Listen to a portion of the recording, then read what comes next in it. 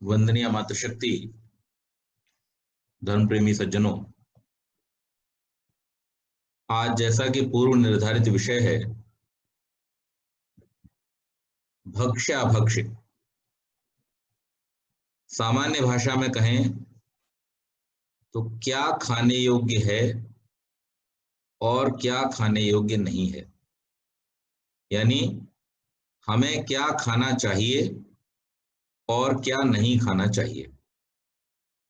इस विषय को लेकर के पूरे विश्व में एक बहस, एक विवाद हर समय चलता रहता है। विश्व का एक बहुत बड़ा वर्ग है जो इस बात को मानता है और तदनुसार आचरण करता है कि मांसाहार बहुत आवश्यक है। मांसाहार से बहुत शरीर मजबूत हो जाता है। मांसाहार करने से शरीर में बहुत सारे गुण आ जाते हैं और अगर हम मांसाहार नहीं करेंगे तो संसार में प्राणियों की संख्या बढ़ जाएगी, आदि आदि बहुत सारे इस प्रकार के फैक्ट्स देकर के वो ये प्रयास करते हैं इस बात को सिद्ध करने का कि मांसाहार करना सर्वथा उचित है। अब एक और बहुत बड़ा वर्ग चल पड़ा है जो मांसाहार को जब उतना लोकप्रिय न कर सका और सब लोगों को अपनाने के लिए जब वो असमर्थ हो गए, तो जैसे हम देखते हैं पूरी दुनिया में झूठ जो है वो सच का आवरण पहन करके चलता है। इसी प्रकार से अब उन्होंने क्या शुरू किया है कि मांसाहारी मांस पदार्थों को या गैर शाकाहारी, जिन्हें नॉन वेज आइटम्स कहते हैं, उनको वो शाकाहार बता करके लोगों को भ्रमित करने का प्रयास कर रहे हैं। जैसे आपने पिछले समय में सुना होगा कि अंडा शाकाहारी है। अब यहाँ पर कुछ बातें समझनी है और हम ऐसे ही जो भ्रम समाज में फैले हुए हैं उनके विषय में आज यहाँ पर चर्चा करेंगे। और केवल मात्र वो इस रूप में चर्चा नहीं होगी कि हम मानते हैं इसलिए ऐसा। मैं आपको दुनिया भर के वैज्ञानिकों के ऐसे साक्ष्य और प्रमाण दूंगा कि जिनको नकारना किसी के भी वश की बात नहीं है और जो प्रामाणिक रूप से इस बात को सिद्ध करते हैं कि शाकाहार ही सर्वोपरि है और मनुष्य के लिए। क्योंकि यहाँ पर हम मांसाहारी प्राणियों की बात नहीं कर रहे हैं, यहाँ पर हम केवल और केवल मनुष्य के लिए क्या भक्ष्य और क्या अभक्ष्य है इसकी चर्चा कर रहे हैं। तो प्रमाणों के द्वारा, बड़े बड़े अनुसंधानों के द्वारा जो रिपोर्ट्स आए हैं वो किस प्रकार से इस बात को प्रमाणित करते हैं और सिद्ध करते हैं। केवल मात्र धार्मिक या वैदिक मान्यताओं के ये कहने मात्र से ही नहीं, बल्कि उन मान्यताओं के साथ साथ जो अनुसंधान आधुनिक वैज्ञानिकों ने किए हैं उनके द्वारा भी यही प्रमाणित होता है कि मांसाहार मनुष्य के लिए उचित नहीं है। शाकाहार ही सब प्रकार से उचित है। शाकाहार से ही एक और जहां पर्यावरण का संरक्षण भी हो सकता है, वहीं साथ ही साथ में पशुओं की हत्या न हो करके बहुत बड़े पाप से भी बचा जा सकता है। तो आइए हम अपनी इस चर्चा को आरंभ करते हुए सबसे पहले उस चर्चा को करते हैं जिसके कारण से आज का ये विषय निर्धारित किया गया। हमारे सायंकालीन कक्षा में आदरणीय श्री नारायण कोट्यान जी ने एक विषय निकाला था कि महर्षि दयानंद सरस्वती ने सत्यार्थ प्रकाश में किसी स्थान पर यह लिखा है कि मांस खाने में भी कोई बुराई नहीं है। तो मैंने उनसे एक निवेदन किया था कि आप कृपा करके पहले जो 10वां समुल्लास है भक्ष्याभक्ष्य के विषय में, आप उसको पढ़ें और उसके बाद में हम इस पर चर्चा करेंगे। और ये चर्चा वास्तव में कल अर्थात सोमवार को होने वाली थी, लेकिन आदरणीय भूपेश जी का ये आदेश मिला कि नहीं, अब इस विषय पर चर्चा रविवार के सत्संग वाले व्याख्यान में ही होनी चाहिए। तो ये थोड़ा सा प्रोग्राम प्रीपोन हो गया और हम अब इस विषय पर चर्चा कर रहे हैं। तो सबसे पहले ऋषि दयानंद क्या कहते हैं हम उस बात को समझ लेंगे। केवल मात्र मांस खाना बुरा है ये तो छोड़ दीजिए, ऋषि दयानंद यहां तक लिखते हैं, मुसलमान, ईसाई आदि मद्य मांसाहारी के हाथ के खाने में आर्यों को भी मद्य मांस आदि खाना पीना अपराध पीछे लग जाता है। उन्होंने केवल मद्य मांस खाने का मना नहीं किया, बल्कि जो लोग मद्य और मांस का सेवन करते हैं उनके हाथ का भी खाने के लिए मना किया है। उनका इतना कड़ा व्यवस्था है, स्वीकार्य करने की तो बात कहीं आती नहीं है। फिर आगे स्वामी जी लिखते हैं, भक्ष्याभक्ष्य दो प्रकार का होता है, एक धर्म शास्त्रोक्त और दूसरा वैद्यक शास्त्रोक्त। जैसे धर्म शास्त्र में कहा गया है, अभक्ष्याणि द्विजाति नाम मेध्य प्रभवाणी च, ये मनुस्मृति का वाक्य है। द्विज अर्थात ब्राह्मण, क्षत्रिय, वैश्य और शूद्रों को मलिन विष्ठा मूत्रादि के संसर्ग से उत्पन्न हुए शाक फल मूलादि न खाना चाहिए। द्विजों को भी नहीं खाना चाहिए, अन्यों को भी नहीं खाना चाहिए। कौन से फल? फूल जो मलिन स्थान पर उत्पन्न हुए हैं, ऐसे फल शाक आदि को खाना नहीं चाहिए, इसका भी विरोध किया। उसके बाद आगे कहा, वर्जयेन मधुमांसम च, शराब और जितने भी ऐसे मादक पदार्थ हैं जिनसे बुद्धि का नाश होता है, ऐसे पदार्थों का और मांस का सर्वथा निषेध है, इसको नहीं खाना चाहिए। बुद्धि का नाश करने वाले पदार्थ हैं उनका सेवन कभी ना करें।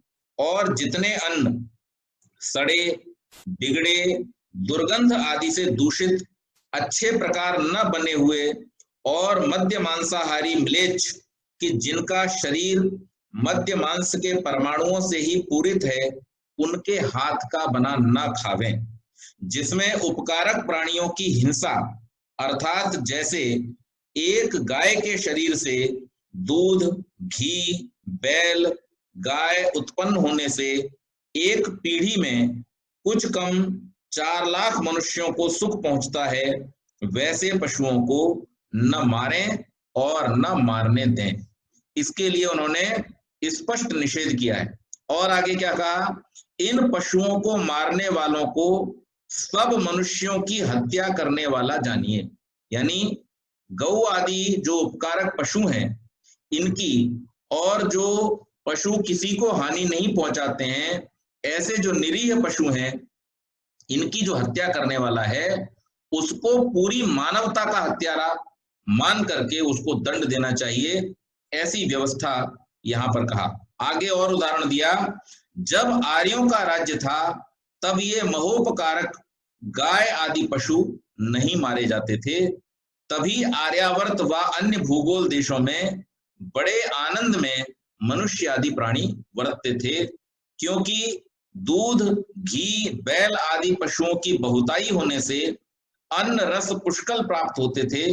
जब से विदेशी मांसाहारी इस देश में आके गौ आदि पशुओं के मारने वाले मद्यपायी राज्याधिकारी हुए हैं, तब से क्रमशः आर्यों के दुख की बढ़ती होती जाती है, क्योंकि नष्टे मूले नैव फलम न पुष्पम, जब हमारे सुखों का मूल ही नष्ट हो जाएगा तो उस पर किस प्रकार से फल और फूल आएंगे। तो ये जितना है ये सबका स्वामी जी ने विरोध किया। आगे और कहा उन्होंने, जितना हिंसा और चोरी, विश्वासघात, छल कपट आदि से पदार्थों को प्राप्त होकर भोग करना है, वह अभक्ष्य और अहिंसा धर्मादि कर्मों से प्राप्त होकर भोजन आदि करना भक्ष्य है।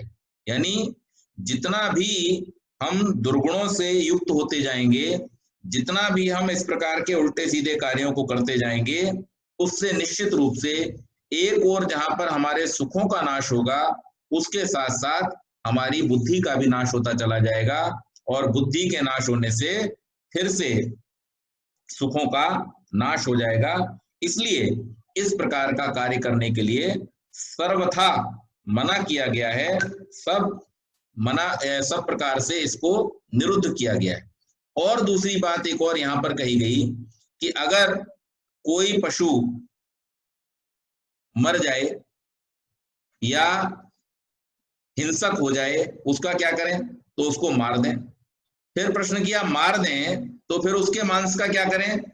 तो वहां पर स्वामी जी ये लिखते हैं कि या तो मांसाहारी पशुओं को डाल दें, बहुत सारे मांसाहारी हिंसक पशु हैं इस संसार में, उनको उसका मांस डाल दें, या फिर उसे गाड़ दें, और या फिर कोई मांसाहारी जो मांसाहारी है वो इसको खा ले तो किसी और की कोई हानि नहीं है। लेकिन मांसाहार को उन्होंने कहीं पर भी ठीक नहीं ठहराया है, उन्होंने सर्वथा निषेध किया है।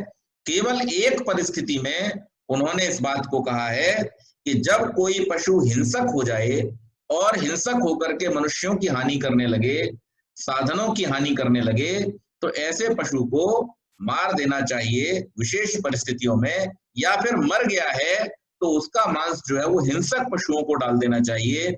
और अगर कोई जो मांसाहारी व्यक्ति है वो उस समय उसको खाना चाहे तो उससे किसी को कोई हानि नहीं है। ये एक प्रैक्टिकल उन्होंने बात कही है, लेकिन उन्होंने कहीं पर भी इस बात की अनुमति नहीं दी है कि पशुओं को, जैसे आज पूरे विश्व में पशुओं को मार मार करके खाया जा रहा है, अपने स्वाद के लिए लोग पशुओं की हत्या कर रहे हैं, जीव हत्या कर रहे हैं, इस प्रकार का कोई भी आज्ञा, इस प्रकार का किसी भी प्रकार का कोई आदेश या अनुमति महर्षि दयानंद ने नहीं दी है। और चूंकि महर्षि दयानंद यहाँ पर उपनिषदों की और मनुस्मृति की और वेद की बातों को रेफरेंस देते हुए कह रहे हैं, इसलिए हमें यह भी पता चलता है कि हमारे जो पूर्वज थे और हमारे जो ऋषि थे उन्होंने भी इस प्रकार की कोई अनुमति नहीं दी। इसके साथ साथ एक और बात थी जो उस चर्चा में आई, मुझसे पूछा गया था कि हमारे पुराने जो ग्रंथ हैं उनके संदर्भ में कहीं कहीं ये मिलता है कि राजा जो थे वो मांसाहार आदि किया करते थे, शिकार विकार खेलने के लिए जाया करते थे। तो ये जो मिलावट है ये बाद में की गई है, ये ऋषि दयानंद भी कहते हैं, और हमारे जो प्राचीन ग्रंथ हैं उनमें भी उन राजाओं के व्यवहारों को देखते हुए, उनके आदर्श को देखते हुए ये पता चलता है कि वास्तव में कोई भी अच्छे राजा, जिन्हें अच्छा कहा जाता था, आदर्श कहा जाता था, या आर्य राजा जो थे, वो कभी भी शिकार आदि करना और किसी भी पशु को मारना आदि घटनाएं नहीं करते थे। हाँ, इतना अवश्य है कि जो उस समय में राक्षस राजा थे वो तब भी नरभक्षी भी हुआ करते थे, मांसभक्षी भी हुआ करते थे, और वो अवश्य निश्चित रूप से पशुओं को भी मार के खाया करते थे। और कई तो ऐसे थे जिन्हें राक्षस श्रेणी का कहा जाता था, वो मनुष्यों को भी मार करके खा जाते थे, मांसाहार किया करते थे। तो उस अवस्था में भी उनको कभी उचित नहीं ठहराया गया, उनको कभी अच्छा नहीं बताया गया, इसको हमेशा से ही एक निंदनीय कार्य माना गया है। तो हिंसा सर्वथा निंदनीय है, चाहे वो आखेट के रूप में हो और चाहे वो भोजन के लिए किए जाने वाले पशुओं की हत्या के रूप में हो। हमें उससे बचना चाहिए और उससे बचने के लिए हमें निरंतर प्रयत्नशील रहना चाहिए। अब इससे हानियां क्या क्या होती हैं इस विषय को हम आगे लेंगे। तो सबसे पहले तो हमें ये समझना चाहिए कि इस मांसाहार के कारण से हमारे जीवन में क्या क्या हो सकता है, क्या क्या परिवर्तन आ सकते हैं, उसे हम समझें। मांसाहार से लकवा, लकवा मतलब पैरालिसिस, गुर्दे में किडनी में stone, prostate cancer, cervical cancer और peptic ulcer, diabetes, hiatal hernia, gall bladder stone, irritable colon syndrome, heart disease, breast cancer, pancreatic cancer, कब्ज, hypertension, salmonellosis, osteoporosis, colon cancer, endometrial cancer, गुर्दे के रोग, मोटापा, दमा, ट्रिकिनोसिस, ये सुअर का मांस खाने से होता है।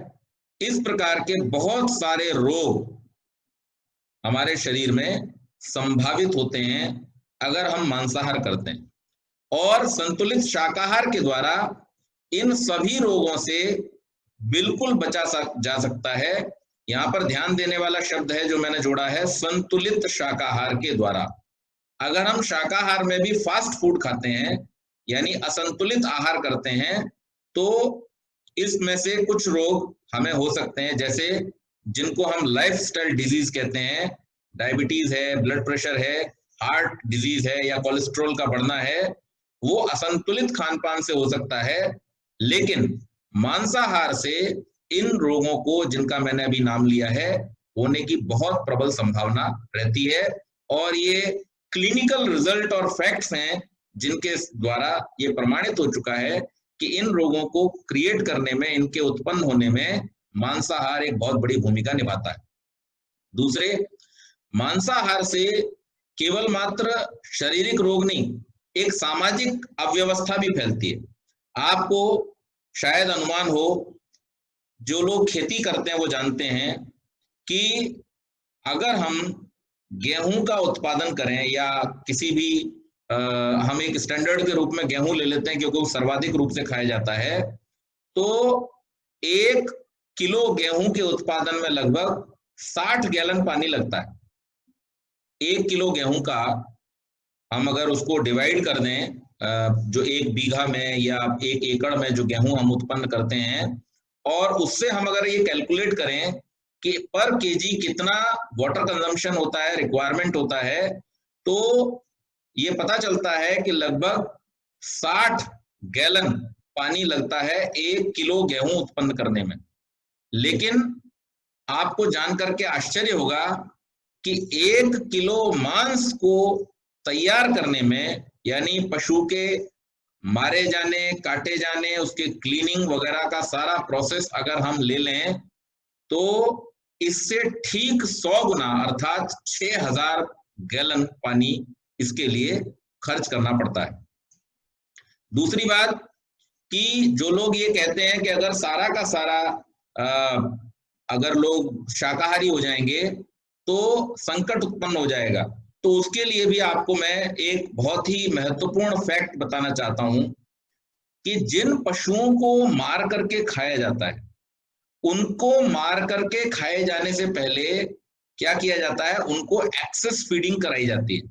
एक उदाहरण, एक इसमें तथ्य मैं आपको देता हूं कि अगर हम अमेरिका की कुल जनसंख्या की बात करें, ये एक फैक्ट है जो मैं आपको पढ़ करके बता रहा हूं, अमेरिका की कुल जनसंख्या लगभग 25 करोड़ है, ऐसा मान लीजिए, और जितना वहां पर मांस के लिए तैयार किए जाने वाले पशुओं को खिलाया पिलाया जाता है, उतने अन्न से, जिसमें सोयाबीन भी शामिल है, जिसमें अनाज, मक्का, गेहूं आदि भी शामिल है, अगर उतना अन्न मनुष्यों के ऊपर प्रयोग किया जाए तो लगभग 100 करोड़ लोग उससे भोजन कर सकते हैं, यानी लगभग 4 गुने आबादी को उससे फीड किया जा सकता है।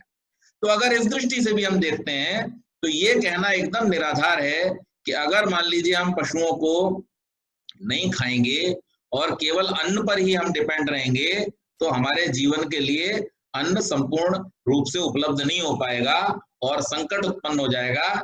ये सरासर गलत है। स्टैटिस्टिकली ये डेटा जो है वो इस बात को प्रमाणित करता है कि हमारे लिए पर्याप्त अन्न इस संसार में परमात्मा की व्यवस्था से उत्पन्न हो सकता है, और हम अगर प्रयास करें तो कृषि आदि के द्वारा हम उसको बहुत अच्छे प्रकार से उत्पन्न करके अपने जीवन में प्रयोग में ला सकते हैं। इसके बाद इससे और अधिक एक नुकसान क्या होता है कि इस मांसाहार के कारण से, पशुओं की कमी होने के कारण से एक और बड़ी समस्या उत्पन्न हो रही है कि जो जमीन है हमारी, वो धीरे धीरे बंजर होती जा रही। क्यों?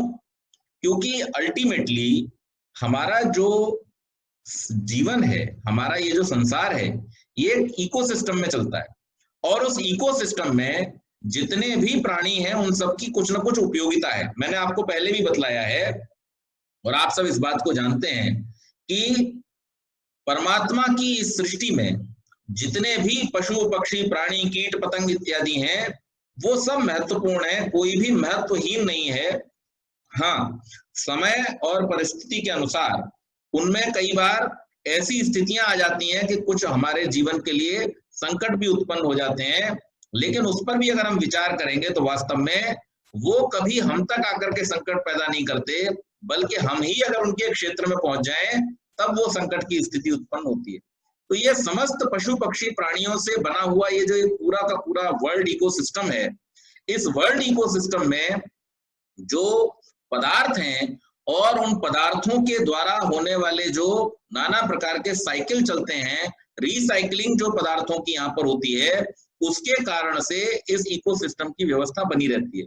लेकिन जब हम उस इकोसिस्टम के बहुत महत्वपूर्ण घटक पशुओं को, पक्षियों को मार मार करके खाते जाएंगे तो उससे दो हानियां होती हैं। एक, उनके द्वारा जो इकोसिस्टम का बैलेंस था वो बिगड़ता है। दूसरी बात, उनके शरीर से निकलने वाला जो बहुत सारा रक्त है उसको आप अगर सुनेंगे तो आपको आश्चर्य होगा, लाखों लीटर रक्त, क्योंकि जो पशु मारे जा रहे हैं उन पशुओं के शरीर से निकलने वाला रक्त आखिर जाएगा कहाँ?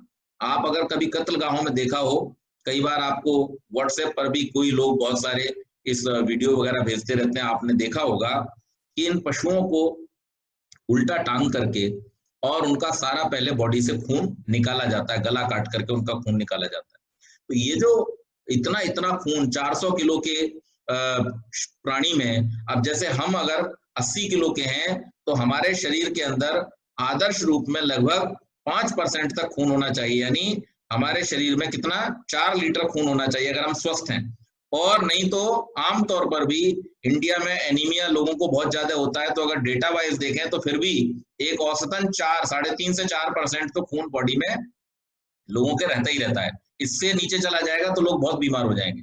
तो उस स्थिति में भी अगर मान लें तो एक 400 किलो का जो प्राणी है उसके शरीर से कितना खून निकलेगा, और वो सारा का सारा खून आखिर जाएगा कहाँ? लाखों पशु काट दिए जाते हैं, बकरी, मुर्गे, जो गाय हैं, भैंसे हैं, जाने क्या क्या आदमी आजकल खा रहा है, ऊंटों तक को खा जाते हैं। तो ऐसे इन मांसाहारियों के द्वारा जो रोज लाखों प्राणी मारे जा रहे हैं, इन सब का रक्त अल्टीमेटली जाता कहाँ है? तो ये नालियों में ही बहा दिया जाता है। नालियों से नालों में, नालों से अल्टीमेटली ये हमारी नदियों में पहुंचता है, और नदियों में पहुंच करके इसी पानी से चूंकि सिंचन की क्रिया होती है तो ये जमीनों को बंजर कर देता है। तो इसलिए एक बहुत बड़ा भूभाग जो है वो धीरे धीरे क्या हो रहा है? नष्ट होता जा रहा है, समाप्त होता जा रहा है। और इसलिए हमारी अपनी रक्षा के लिए, इस संसार की रक्षा के लिए और आने वाली पीढ़ियों की रक्षा के लिए ये नितांत आवश्यक है कि हम इस प्रकार के आहार से बचें और उसको किसी भी प्रकार से हम प्रयोग में न लाएं। इसके साथ साथ कुछ लोग ये एक तर्क भी देते हैं कि इसमें एनर्जी ज्यादा होती है। तो एनर्जी के इफेक्ट के बारे में भी अगर हम बात करें तो 100 ग्राम मांसाहार से लगभग 200 कैलोरी प्राप्त होती हैं, जबकि ऐसे बहुत सारे हमारे पदार्थ हैं जो हम शाकाहार में, दालें हैं, सोयाबीन आदि हैं, इनके द्वारा हम उसी 100 ग्राम से 350 से लेकर के 550 तक कैलोरी प्राप्त कर सकते हैं। हमारे जैसी भी रिक्वायरमेंट, अगर हमें हाई एनर्जी फूड चाहिए तो वो ऑप्शंस भी अवेलेबल हैं। अगर हमें लो कैलोरी फूड चाहिए तो वो ऑप्शंस भी शाकाहार में अवेलेबल हैं। और इस प्रकार से ये तथ्य भी पूरी तरह से झुटलाया जा चुका है कि मांसाहार करने से ज्यादा कैलोरी मिलती है या ज्यादा ऊर्जा उससे हमारे शरीर में आती है। अमेरिका के नोबेल पुरस्कार विजेता डॉक्टर माइकल ब्राउन और डॉक्टर जोसेफ गोल्डस्टीन का निष्कर्ष है कि मांस में कोलेस्ट्रॉल की मात्रा बहुत अधिक होती है। इससे हृदय रोग, चर्म रोग यानी स्किन डिजीज और स्टोन, इन सब के होने की संभावना बहुत बढ़ जाती है। और आश्चर्य की बात और मजेदार बात यह है कि किसी भी वेजिटेरियन प्रोडक्ट में कोलेस्ट्रॉल नहीं पाया जाता, जब तक कि आप उसे अलग से ऑयल एक्सट्रैक्ट करके उसमें ऐड न करें।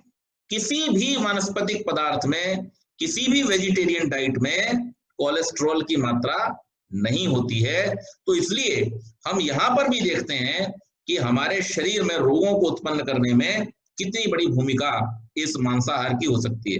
रॉबर्ट ग्रास ने एक पुस्तक लिखी है, हाउ हेल्दी आर एग्स, अंडे के बारे में।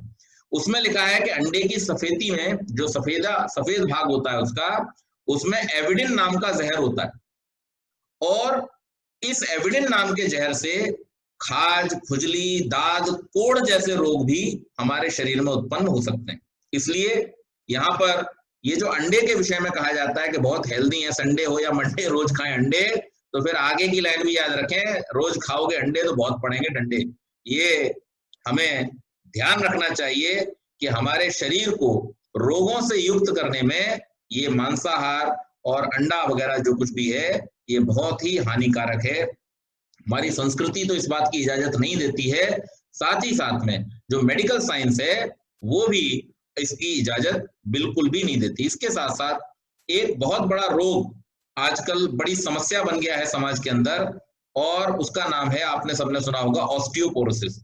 ऑस्टियोपोरोसिस एक ऐसा रोग है कि जिसमें शरीर में जो कैल्शियम है उसकी मात्रा कम होती जाती है, और उसकी मात्रा कम होते जाने से, हालांकि कैल्शियम के कम होने की बहुत सारे कारण हैं, मैं अभी उनके बारे में भी थोड़ी सी चर्चा करूंगा आपसे, लेकिन उसके कम होने से क्या होता है कि चूंकि कैल्शियम हमारे शरीर में दांतों और हड्डियों के रूप में उपस्थित है, और इनको सबसे ज्यादा कैल्शियम की आवश्यकता होती है क्योंकि इनका पूरा का पूरा जो कॉम्पोजिशन है उसका मैक्सिमम पार्ट जो है वो कैल्शियम है।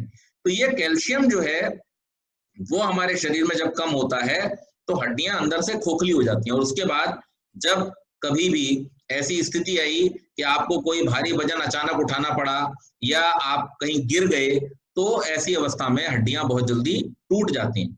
इसका कारण क्या है?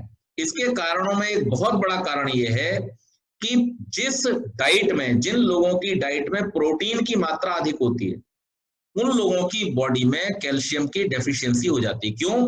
क्योंकि प्रोटीन से हमारे शरीर में जो रस उत्पन्न होते हैं, उन रसों का जो कॉम्पोजिशन है वो अम्लीय है, एसिडिक है। आप अगर बहुत प्रोटीन वाली, हाई प्रोटीन वाली डाइट लेंगे तो उसकी वजह से आपके शरीर में एसिड, उसको पचाने के लिए, क्योंकि जितने भी हमारे खाद्य पदार्थ हैं उनमें सबसे जटिल संरचना जो होती है वो प्रोटीन्स की होती है। कॉम्पोजिशन वाइज अगर हम देखेंगे तो सबसे ज्यादा जटिल संरचना उनकी, केमिकल जो स्ट्रक्चर है वो प्रोटीन्स का कॉम्प्लेक्स होता है, और उस कॉम्प्लेक्स स्ट्रक्चर को डाइजेस्ट करने के लिए हमारी बॉडी में एक सुविधा है कि वो ज्यादा एसिडिक एनवायरनमेंट हमारे आमाशय में, हमारे स्टमक में क्रिएट करती है, और उसकी वजह से उसका पाचन हो पाता है।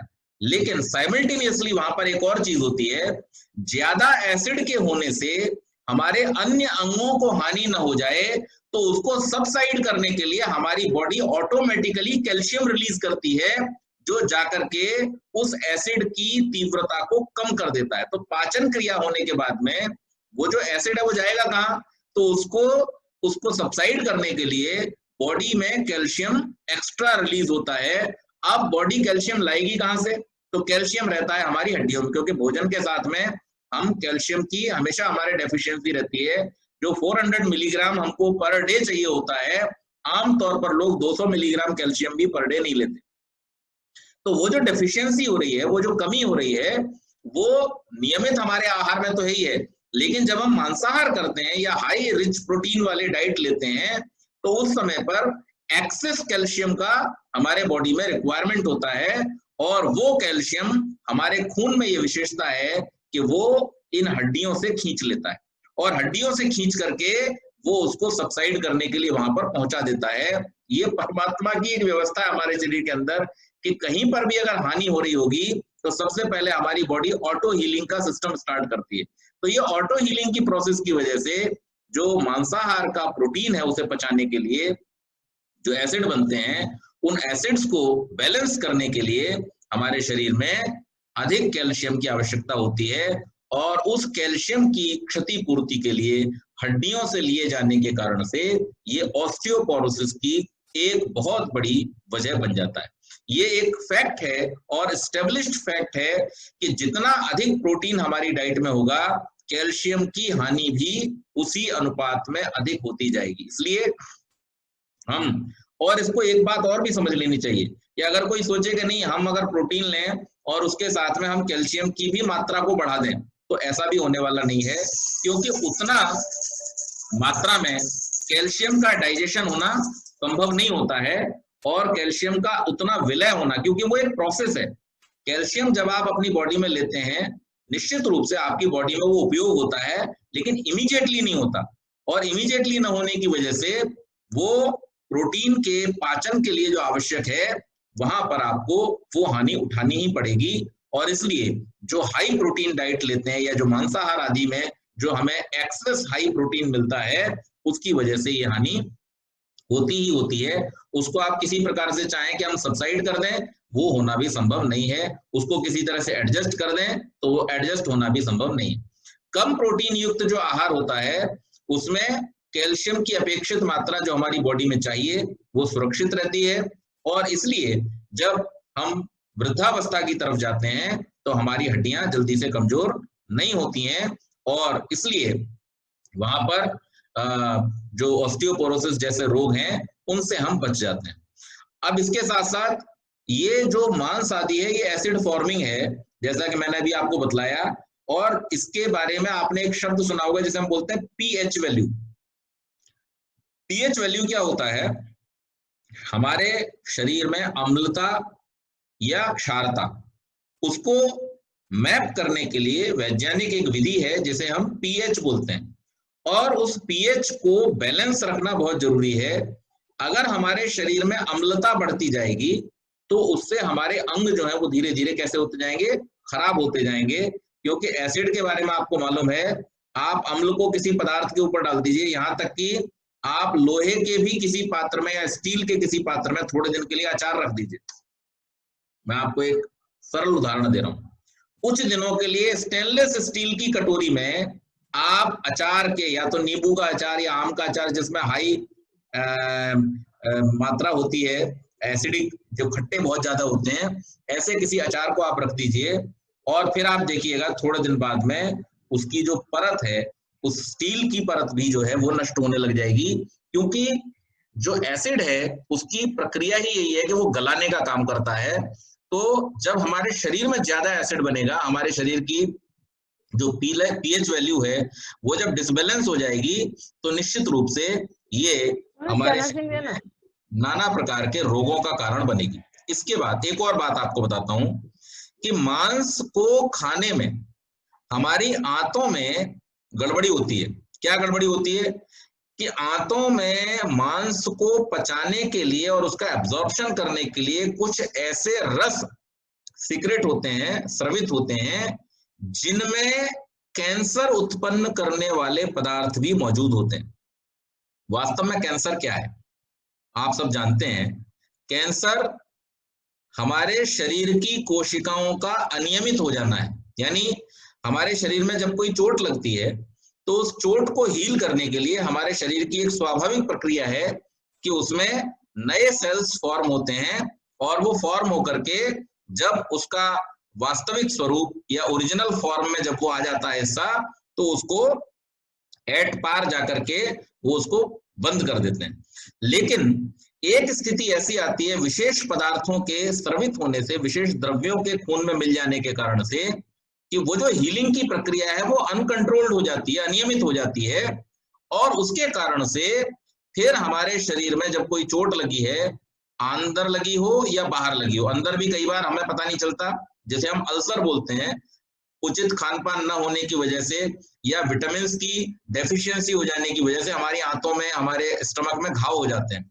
और वो जो घाव हैं उनकी जो हीलिंग की प्रक्रिया है वो कई बार कैसे होती है? वो अनकंट्रोल्ड हो जाती है, और उस अनकंट्रोल्ड प्रक्रिया के कारण से वो जो सेल्स हैं वो बनना बंद ही नहीं होती। और जब आवश्यकता से अधिक सेल्स बन जाती हैं, उनको जब न्यूट्रिशन नहीं मिलता, उनके अंदर जब ब्लड सर्कुलेशन नहीं होता, तो वो फिर सड़ने लगती हैं, और उसी का नाम क्या है? कैंसर है। तो ऐसे बहुत सारे पदार्थ इस मांस को पचाने की प्रक्रिया में हमारी आंतों से स्रवित होते हैं, कि जिनके द्वारा हमें कैंसर होने की भी प्रबल संभावना बनी रहती है। इसके साथ साथ जो शाकाहार है, शाकाहार में जितने भी पदार्थ हैं उन सब में फाइबर की हाई क्वांटिटी होती है, मात्रा होती है। चाहे वो गेहूं हो, चोकर के साथ में अगर आप ले रहे हैं तो उसमें हाई फाइबर है, चाहे सब्जियां हो, चाहे दालें हो, सब में आपको फाइबर मिलेगा। प्रोटीन के साथ साथ वहां फाइबर भी मिलेगा। फाइबर क्या काम करता है? फाइबर एक रेशों का नेटवर्क है जो आपकी आंत में दो काम करता है। एक तो वो स्पेस बनाता है और उस स्पेस के कारण से जो पाचन की प्रक्रिया है वो ठीक होती है। दूसरी बात, रेशों के होने से, फाइबर के होने से, जैसे आपने स्पॉन्ज देखा है, स्पॉन्ज को आप दबा दीजिए तो वास्तव में जो स्पॉन्ज है वो कितना है, बहुत थोड़ा सा है, लेकिन उसमें गैप होने की वजह से, स्पेस होने की वजह से वो बहुत बड़ा दिखाई देता है। इसी प्रकार से जो फाइबर युक्त भोजन करते हैं वो लोग कम आहार लेते हुए भी तृप्ति का अनुभव कर लेते हैं, जबकि जो लोग फाइबरलेस खाना खाते हैं वो ज्यादा खा जाते हैं, क्योंकि क्वांटिटी वाइज वो खाना जो है वो उनके पेट को हैवी होकर के भरता है, जबकि फाइबर की अधिकता होने के कारण से कम वजन का खाना भी आपके पेट को भर देता है। तो दो नुकसान होते हैं इससे। पहली बात तो आप आवश्यकता से अधिक खा लेते हैं। दूसरी बात, चूंकि उसमें गैप नहीं, स्पेस नहीं है, उसकी वजह से वो जो कचरा है, वो जो मल है, वो आंतों में इकट्ठा होने लगता है, जमने लगता है, जिसकी वजह से नाना प्रकार की सड़ांध, दुर्गंध और घाव भी होने की संभावना बनी रहती है। लेकिन जो शाकाहार में फाइबर है वो झाड़ू जैसा काम करता है, वो क्लेंस करता चला जाता है आपकी आंतों को, और इसीलिए शाकाहार करने वाले लोगों का जो शरीर है वो उसमें से दुर्गंध नहीं आती है, उनके जो श्वास आदि है उससे भी दुर्गंध नहीं आती है, प्लस उनको आंतों से संबंधित जो रोग हैं उनके होने में बहुत ही उनकी सुविधा रहती है, वो नहीं हो पाते हैं उनको। और जो मांसाहार करते हैं उनमें ये इस प्रकार के आंतों से जुड़े हुए रोग भी नाना प्रकार के होते हैं।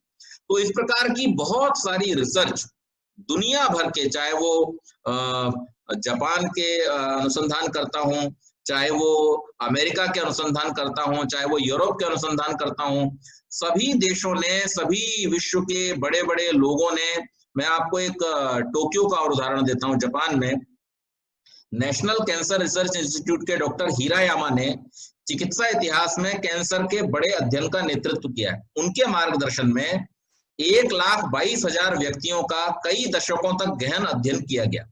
डॉक्टर हिरायामा और उनके साथियों का निष्कर्ष है कि जो महिलाएं प्रतिदिन मांसाहार करती हैं वे उन महिलाओं की तुलना में जो कभी कभी मांस खाती हैं या बिल्कुल भी मांस नहीं खाती हैं, उनमें कैंसर का खतरा कई गुना अधिक रहता है। इसी तरह से अंडे के खान पान के ऊपर भी उन्होंने रिसर्च किया, और जो महिलाएं निरंतर अंडे का खान पान करती हैं उनमें ब्रेस्ट कैंसर के चांसेस जो होते हैं वो कई गुना ज्यादा होते हैं। इसके साथ साथ जो लड़कियां, मतलब छोटी एज से जो बच्चियां अंडा मांस आदि का सेवन करती हैं वो जल्दी वयस्क हो जाती हैं, और वयस्क होने के बाद में उनके अंदर भी इस मांस के और अंडे के सेवन के कारण से ब्रेस्ट कैंसर होने का बहुत बड़ा चांस बना रहता है। इसके साथ साथ जो माएं, तो उनकी अगली पीढ़ी में तो इसकी संभावना उन्होंने कहा है कि 70% लगभग संभावना हो जाती है कि जो माएं अंडा और मांस का सेवन कर रही हैं उनकी जो अगली पीढ़ी आएगी उन अगली पीढ़ियों में 60 से 70% इस बात की संभावना रहती है कि उन बच्चियों को, उन लड़कियों को युवावस्था तक आते आते ब्रेस्ट कैंसर होने का चांस हो जाता है। तो ये नाना प्रकार की बीमारियां, इसी में एक हाइपोग्लाइसीमिया नाम की एक बीमारी है जो भी इसी के कारण से, मांसाहार के कारण से होने वाला, क्योंकि इसमें क्या होता है कि उन लोगों में जो मांस में भी जो शक्कर है, जो वसा है, ये सब जब हमारे शरीर में एक्सेस में जाता है उसके साथ में, और उसका पाचन जब नहीं होता और एब्जॉर्प्शन के टाइम पर भी उसका बहुत सारा हिस्सा जो एज इट इज हमारे ब्लड में मिल जाता है, तो उसकी वजह से हमारे शरीर में जो वसा है उसकी मात्रा बढ़ जाती है और जो शक्कर की मात्रा है वो डिसबैलेंस हो जाती है, और उसके कारण से कभी हाइपो और कभी हाइपरग्लाइसीमिया होने का। इसी प्रकार से जो प्रोस्टेट ग्लैंड है, प्रोस्टेट ग्लैंड का भी कैंसर बहुत ही संभावित है जो व्यक्ति मांसाहार करते हैं उनके अंदर होना। तो इस प्रकार से हम एक दो नहीं, हजारों प्रकार के अनुसंधान और रोगों के विषय में जब चर्चा करने बैठते हैं तो हमको ये पता चलता है कि जितने भी प्रकार के रोग हैं उन सब रोगों में भयानक से भयानक रोगों के भी उत्पन्न होने में एक बहुत बड़ा जो कारण है वो मांसाहार है। तो इस प्रकार से हमें इस आयुर्वेदिक दृष्टि से या मेडिकल साइंस की दृष्टि से भी मांसाहार से दूर रहना चाहिए। अब हम मांसाहार से क्यों दूर रहें, इसके लिए एक और बात जानना बहुत जरूरी है कि हम वास्तव में मांसाहार के लिए इक्विप्ड हैं या नहीं है। जैसे मैं कई बार उदाहरण देता हूं आपको कि हम व्हीकल में डील करते हैं, अपने घर के लिए हम कार लेकर के आते हैं। अगर हमने कार खरीदी और हमको कार खरीदते समय ये बताया गया है कि इसका जो इंजन है वो डीजल के लिए उपयुक्त है, इसमें पेट्रोल नहीं डालना है, तो हम उस कार में डीजल डालते हैं। और जिस कार का इंजन पेट्रोल वाला है उसमें हम पेट्रोल डालते हैं, डीजल नहीं डालते हैं। क्यों ऐसा करते हैं? क्योंकि अगर हम ऐसा नहीं करेंगे तो उसका जो इंजन है, उसकी जो लाइफ है वो कम हो जाएगी, उसकी वर्किंग एफिशिएंसी कम हो जाएगी, वो खराब हो जाएगा, उसमें नाना प्रकार के दोष उत्पन्न हो जाएंगे। इसी प्रकार से हमें अपने बारे में भी ये विचार करना चाहिए कि हम मांसाहार करने के लिए इक्विप्ड हैं या नहीं है, हमारा शरीर मांसाहार के लिए उपयोगी है या नहीं है, इस बात पर भी हमको विचार करना चाहिए। तो इसमें देखिए हमारे शरीर में और मांसाहारियों के शरीर में क्या फर्क होता है ये आप देख लीजिए। हमारा छोड़ दीजिए, हम थोड़ा सा इसको अलग कर देते हैं, हम कहते हैं शाकाहारियों और मांसाहारियों के शरीर में क्या अंतर होता है, उसे हमें समझना चाहिए। तो सबसे पहले हम देखें हमारे जो पंजे या नाखून है, जितने भी शाकाहारी पशु होते हैं उन सब के पंजे और नाखून जो होते हैं वो नुकीले या तीखे नहीं होते हैं। लेकिन जितने भी मांसाहारी पशु हैं उन सबके नुकीले तीखे होते हैं। आपने घर में बिल्ली देखी है, कुत्ता देखा है, शेर देखा है, चीता देखा है, बाज देखा, पक्षियों में भी जो बाज आदि पक्षी हैं उन सबके जो चोंच है, नाखून है, ये सब किस प्रकार के हैं? चीर फाड़ करने के लिए एकदम उपयुक्त हैं। तो ये सबसे बड़ा एक सबसे बाहर से दिखने वाला एक फैक्ट है जिससे हमें ये पता चलता है कि हम मांसाहारी ग्रुप में हैं या शाकाहारी ग्रुप में। दूसरी बात, त्वचा पर जो छिद्र होते हैं जहां से हमें पसीना आता है, आपने कभी किसी मांसाहारी पशु को पसीना आते नहीं देखा होगा। उनका पसीना लार के रूप में जीभ से आता है, उन्हें शरीर पर पसीना नहीं आता। जबकि शाकाहारी जितने भी पशु हैं उन सबको पसीना आता है। तो उनके जो रोम छिद्र होते हैं वो पसीना, उनमें पसीने की स्वेट ग्लैंड्स जो होती हैं वो नहीं होती हैं और उसकी वजह से उनको पसीना नहीं आता, वो जीभ से पसीना निकालते हैं। हर समय आपने देखा होगा शेर हो, कुत्ता हो, जीभ बाहर निकाल करके गर्मी के दिनों में और टपकाते रहते हैं पानी। वास्तव में उनका वो पसीना इस प्रकार से, उनकी एक्चुअली उसे पसीना नहीं कहना चाहिए, क्योंकि पसीना निकलने की जो प्रक्रिया है वो क्या है? रोम छिद्रों से निकलने वाला जो द्रव है, पानी है, वो क्यों निकलता है कि जब आउटसाइड टेम्परेचर हमारे बॉडी टेम्परेचर से ज्यादा होता है तो बॉडी के टेम्परेचर को मेंटेन रखने के लिए, त्वचा की सुरक्षा करने के लिए एक परमात्मा की व्यवस्था है कि हमारे शरीर की जो श्वेत ग्रंथियां हैं वो स्वेट ग्लैंड्स हमारे उस जल को निकालना शुरू कर देती हैं ताकि त्वचा ठंडी बनी रहे। मांसाहारी पशुओं में ये व्यवस्था इस रूप में है कि वो जीभ बाहर निकाल करके और जब तेजी से सांस लेते हैं तो उससे उनकी बॉडी का टेम्परेचर मेंटेन रहता है। तो ये दोनों प्रक्रियाएं हैं एक कार्य के लिए, लेकिन प्रक्रियाएं भिन्न भिन्न है। तो इससे भी हमें पता चलता है कि हम जो है वो पसीना निकलने के कारण से भी शाकाहारियों के ग्रुप में हैं, हम मांसाहारियों के ग्रुप में नहीं है। तीसरी बात होती है लार ग्रंथियां। जो लार ग्रंथियां हैं वो शाकाहारियों में बहुत विकसित होती हैं, डेवलप्ड होती हैं, और मांसाहारियों में वो छोटी होती हैं, अविकसित होती हैं, बहुत रेयरली डेवलप्ड होती हैं। लेकिन शाकाहारियों में उनका पूर्ण विकास हुआ होता है। तो उस दृष्टि से भी अगर हम देखें तो हमारे अंदर नाना प्रकार के स्वादों को अनुभव करते हुए, यहाँ तक कि कई बार तो अगर आपके किसी प्रिय स्वादिष्ट पदार्थ का नाम भी ले दिया जाए आपके सामने तो मुंह में पानी आ जाता है। उसका कारण क्या है कि जो हमारी लार ग्रंथियां हैं वो विकसित हैं, और इस दृष्टि से भी हम देखते हैं कि हम शाकाहारियों के समूह में आते हैं, न कि मांसाहारियों के। फिर उसके बाद जो हमारी लार है, लार का भी जो कॉम्पोजिशन है, हमारी लार में क्या होता है? टाइलिन एंजाइम होता है, और टाइलिन एंजाइम के होने के कारण से उसका जो माध्यम है वो कैसा? क्षारीय है। लेकिन जो मांसाहारी पशु हैं उनकी जो होती है लार वो अम्लीय होती है, एसिडिक होती है।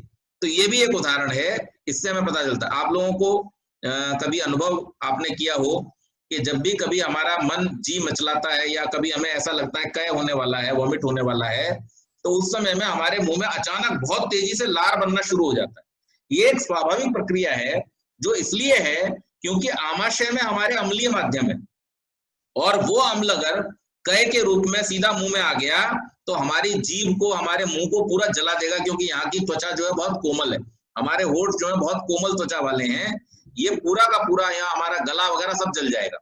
तो इसलिए वहां पर पहले से ही क्या होता है, बहुत सारा क्षारीय लार जो है वो स्रवित होना शुरू हो जाता है, वो ग्लैंड्स एक्टिवेट हो जाती हैं, और उसकी वजह से यहाँ पर आते आते वो जो अम्लीय पदार्थ आया है उसके द्वारा हानि नहीं होने पाती। तो देखिए परमात्मा की कितनी सुंदर व्यवस्था हमारे लिए है, लेकिन इस व्यवस्था को न समझने के कारण से हम नाना प्रकार के ऐसे कार्य करते रहते हैं जिनसे हमारी हानि होती है, हमारा नुकसान होता है और हम रोगी हो जाते हैं।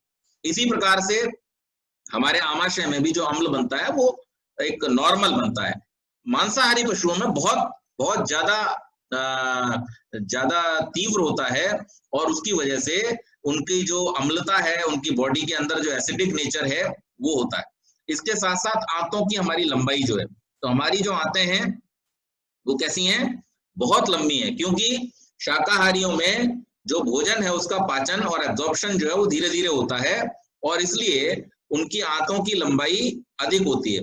और जो मांसाहारी पशु हैं उनकी आंतों की लंबाई कैसी होती है, वो कम होती है, क्योंकि उनके शरीर में क्या है, उन्होंने भोजन खाया और खा करके, क्योंकि वो चबाते नहीं, वो निगलते हैं, और निगलने के कारण से वो गया, अम्ल ने जितना उसको गला पाया उतना गला दिया, जितना छोटा मोटा आंतों ने एब्जॉर्ब, क्योंकि वो सड़ना शुरू हो जाता है।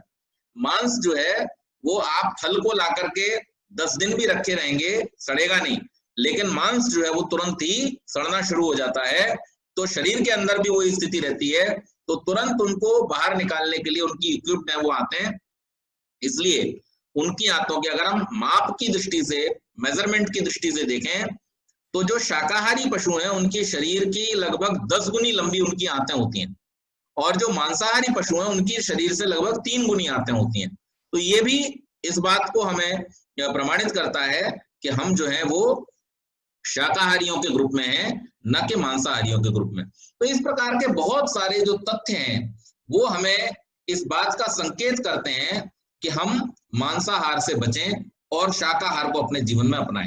अब जहां एक और महर्षि दयानंद ने इस बात को स्पष्ट किया कि जितने भी आर्य राजा थे, जितने भी हमारे महानुभाव प्राचीन हमारे महापुरुष थे, उनमें से कोई भी मांसाहार नहीं करता था।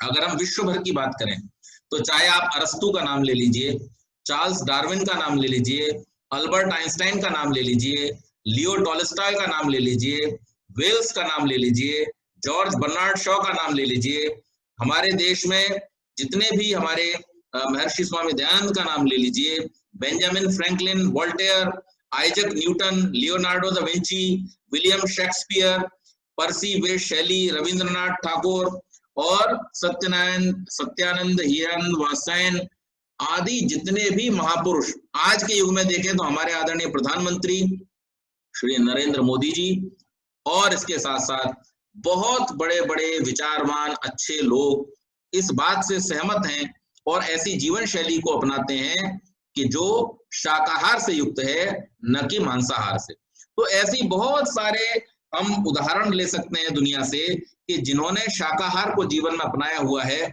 और अपना करके एक और जहां पर वो अपने शरीर को स्वस्थ रखते हैं, साथ ही साथ में अपने मन को भी। क्योंकि अगर हम सड़ा हुआ खाएंगे, अगर हम, क्योंकि जब किसी पशु को, अब आपको मैं एक और बात बतलाता हूं इससे जुड़ी हुई, कि जब किसी पशु को कत्लगाह में ले जाया जाता है तो आप देखिए, आप अपने घर के छोटे बच्चे को अगर उसकी किसी गलती पे दंड देते हैं, दंड देने के लिए अगर आप हाथ में डंडा उठाते हैं या उसको थप्पड़ मारने के लिए या डांटने के लिए करते हैं, तो उस बच्चे के मन में भी क्रोध उत्पन्न होता है, अवसाद उत्पन्न होता है, विरोध की भावना उत्पन्न होती है। तो सोचिए, जिन पशुओं को मारने के लिए ले जाया जा रहा है उनके मन में कितना अवसाद, कितनी कितनी विडंबना, कितनी वेदना उनके मन में उत्पन्न होती होगी। और जैसा कि मैंने अभी आपको थोड़ी देर पहले बतलाया था चेंबूर के व्याख्यान में, कि जब हम प्रसन्न होते हैं तो हमारा मस्तिष्क क्या करता है, हमारे लिए लाभदायक जो द्रव हैं उनका श्रवण करता है। साइमल्टेनियसली अगर हम क्या होते हैं उसी समय उसी प्रकार से, अगर हम ठीक उसी प्रकार से दुखी होते हैं, अवसाद में होते हैं, तो ये भी मान लीजिए कि वैसे ही ठीक उसी प्रकार से हमारा मन जो है वो दुखी होने की अवस्था में मस्तिष्क को नाना प्रकार के कैसे हानिकारक द्रव्यों को उत्पन्न करने के लिए प्रेरित करता है। और इसीलिए बहुत लंबी एंजाइटी की अवस्था में, टेंशन की अवस्था में या अवसाद की अवस्था, डिप्रेशन की अवस्था में व्यक्तियों को अक्सर हार्ट अटैक आ जाता है। क्यों? टेंशन थी और ब्रेन से लगातार होमोसिस्टीन नाम का एक द्रव होता है, वो स्रावित होता है, बहुत गाढ़ा द्रव होता है और इसमें कोलेस्ट्रॉल की मात्रा बहुत ज्यादा होती है। वो हमारे ब्रेन और हार्ट को जोड़ने वाली जो नली है उसको ब्लॉक कर देता है पूरी तरह से, अगर अधिक मात्रा में स्रावित हो जाए और ब्रेन को ऑक्सीजन पहुंचना जैसे ही बंद होता है, आदमी मृत्यु को प्राप्त कर लेता है। तो ऐसे बहुत सारे हानिकारक द्रव हमारे शरीर में स्रावित होते हैं। तो ऐसे ही हमें सोचना चाहिए, ये विचार करना चाहिए कि जिस पशु को मारा जा रहा है, वेदना देकर के मारा जा रहा है, जिसकी खाल उतारी जा रही है, जिसका गला काटा जा रहा है, उसके शरीर में कितने हानिकारक द्रव उत्पन्न होते होंगे। और वो सारे के सारे द्रव जो हैं वो उसके उस मांस में, क्योंकि शरीर में जो कुछ भी है वो रक्त से मांस में पहुंचता है, मांस से मज्जा, हड्डी इत्यादि में पहुंचता है। उस समय में उसके शरीर के वो सारे के सारे टॉक्सिन जो बने हैं, अगर हम उसका आहार करते हैं तो निश्चित रूप से वो सारे के सारे टॉक्सिन भी हमारे शरीर में पहुंच जाते हैं और हमको हानि पहुंचाते हैं।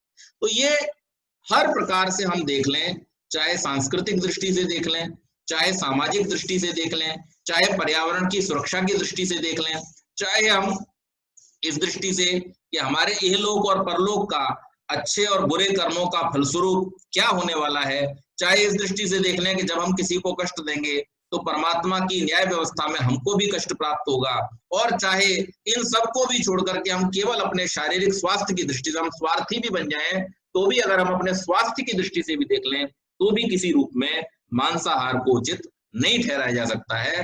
तो ये अंडा और मांस का जो सेवन है, इससे हम बचें और इससे बच करके हम अपनी आने वाली पीढ़ियों को भी इस बात के लिए प्रेरित करें कि जितना हो सके शाकाहार पर ही जुड़ें, शाकाहार से ही जुड़े रहें और शाकाहार को ही अपने जीवन में अपनाएं।